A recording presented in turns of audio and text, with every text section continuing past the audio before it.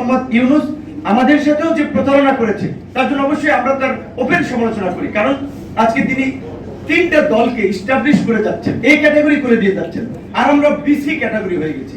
মানে এখানে বিএনপি একাধিকবার রাষ্ট্র পরিচালনা করেছে, তাদের পরামর্শ সরকার নিতে পারে যে কোনো সময়, তাদের সাথে বসতে পারে, কিন্তু জামাত এনসিপি কে কোন ক্যাটাগরিতে তারা 3টা দল হিসেবে এস্টাবলিশ করে এই ক্যাটাগরি করে যাচ্ছে? এদিকে ডক্টর ইউনূস পারেন, বরঞ্চ ডক্টর ইউনূস যখন এই 1তলা থেকে 8তলা লিফটে শেখ হাসিনা হেঁটে হেঁটে উঠাচ্ছিলেন, আমরা প্রতিবাদ করেছি।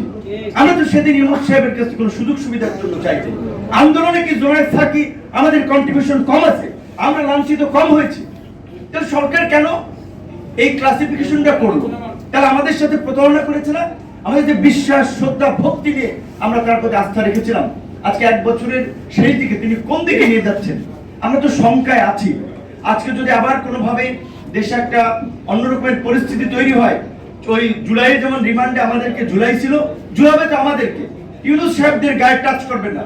উপদেষ্টা পরিষদ নাহিদ যেটা বলেছে, তারা সেফ এক্সিট ঠিকই পাবেন, 111 পেয়েছিলেন না?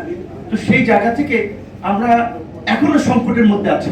তো এই সংকট থেকে উত্তরণে আমাদের একটা নির্বাচনের দিকে যেতে হবে।